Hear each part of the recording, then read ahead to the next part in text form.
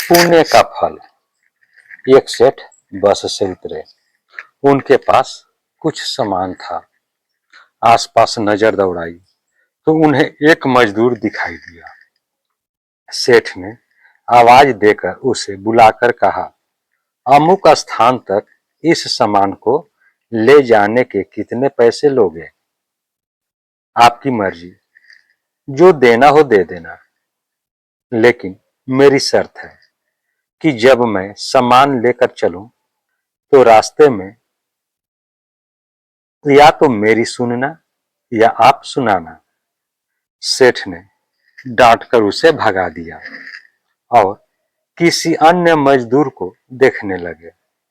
लेकिन आज वैसा ही हुआ जैसे राम वन गमन के समय गंगा के किनारे केवल केवट की ही नाव थी।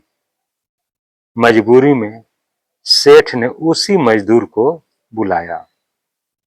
मजदूर दौड़कर आया और बोला, मेरी शर्त आपको मंजूर है? सेठ ने स्वार्थ के कारण हाँ कर दी। सेठ का मकान लगभग 500 मीटर की दूरी पर था। मजदूर सामान उठाकर सेठ के साथ चल दिया और बोला, सेठ जी, आप कुछ सुनोगे या मैं सुनाऊं? सेठ ने कह दिया कि तू ही सुना। मजदूर ने खुश होकर कहा, जो कुछ मैं बोलूं उसे ध्यान से सुनना। यह कहते हुए मजदूर पूरे रास्ते बोलता गया और दोनों मकान तक पहुंच गए। मजदूर ने बरामदे में सामान रख दिया।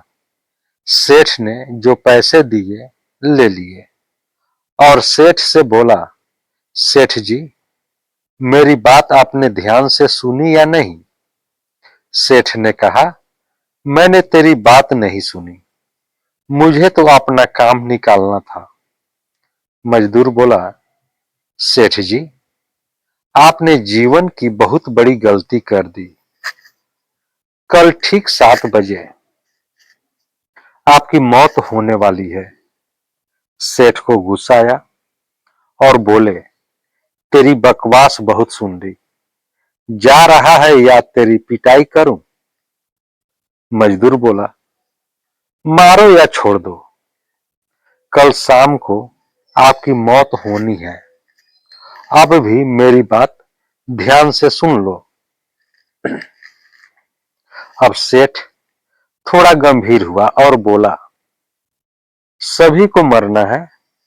अगर मेरी मौत कल शाम होनी है तो होगी, इसमें मैं क्या कर सकता हूं?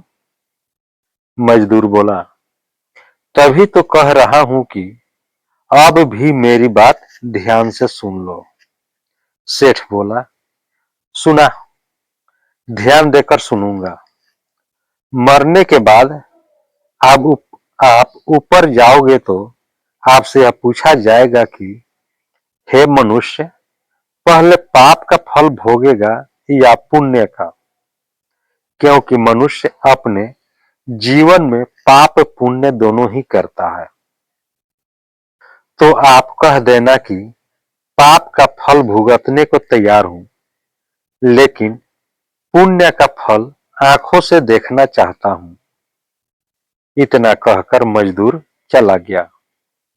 दूसरे दिन ठीक 7 बजे सेठ की मौत हो गई। सेठ ऊपर पहुंचा तो यमराज ने मजदूर द्वारा बताया गया प्रश्न कर दिया कि पहले पाप का फल भोगना चाहता है कि पुण्य का? सेठ ने कहा, पाप का फल भुगतने को तैयार हूं, लेकिन जो भी जीवन में मैंने पुण्य किया हो उसका फल आंखों से देखना चाहता हूं। यमराज बोले, हमारे यहां ऐसी कोई व्यवस्था नहीं है। यहां तो दोनों के फल भुगतवाए जाते हैं। सेठ ने कहा कि फिर मुझसे पूछा क्यों? और पूछा है तो उसे पूरा करो। धरती तो अन्याय होते देखा है, पर यहाँ पर भी अन्याय है। यमराज ने सोचा, बात तो यह सही कह रहा है, इससे पूछकर बुरे फंसे। मेरे पास कोई ऐसी पावर ही नहीं है जिससे हम जीव की इच्छा पूरी हो जाए, जिससे इस जीव की इच्छा पूरी हो जाए। विवश होकर यमराज उस सेठ को ब्रह्मा जी के पास ले गए और पूरी बात बता दी। ब्रह्मा जी ने अपनी पोथी निकालकर सारे पन्ने पलट डाले, लेकिन उनको कानून की कोई ऐसी धारा या उपधारा नहीं मिली जिससे जीव की इच्छा पूरी हो सके। ब्रह्मा जी भी विवश होकर यमराज और सेठ के साथ लेकर भगवान के पास पहुंचे और समस्या बताई। भगवान ने यमराज और ब्रह्मा से कहा, जाइए अपना अपना काम देखिए। दोनों चले गए। भगवान ने सेठ से कहा, अब बोलो, तुम क्या कहना चाहते हो? सेठ बोला, अजी साहब, मैं तो शुरू से एक ही बात कह रहा हूं कि पाप का फल भुगतने को तैयार हूं, लेकिन पुण्य का फल आंखों से देखना चाहता हूं। भगवान बोले, धन्य है ओ सदगुरु अर्थात मजदूर, जो तेरे अंतिम समय में भी तेरा कल्याण कर गया। अरे मूर्ख, उसके बताए उपाय के कारण तू मेरे सामने खड़ा है। अपनी आंखों से इससे और बड़ा पुण्य का फल क्या देखना चाहता है? मेरे दर्शन से तेरे सभी पाप भस्मीभूत हो गए। इसलिए बचपन से हमको सिखाया जाता है कि गुरुजनों की बात ध्यान से सुननी चाहिए।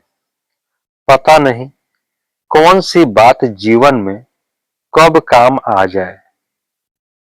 जय श्री राधे। दोस्तों, यह कहानी आपको कैसी लगी? कहानी को लाइक करें, शेयर करें। चैनल पर नए हैं तो चैनल को सब्सक्राइब कर लें, बेल आइकन का बटन दबा दें कि आपको इस प्रकार की कहानियां मिलती रहे। अब हम लोग अगले वीडियो में मिलते हैं नए कहानी के साथ। तब तक जय हिंद, जय भारत।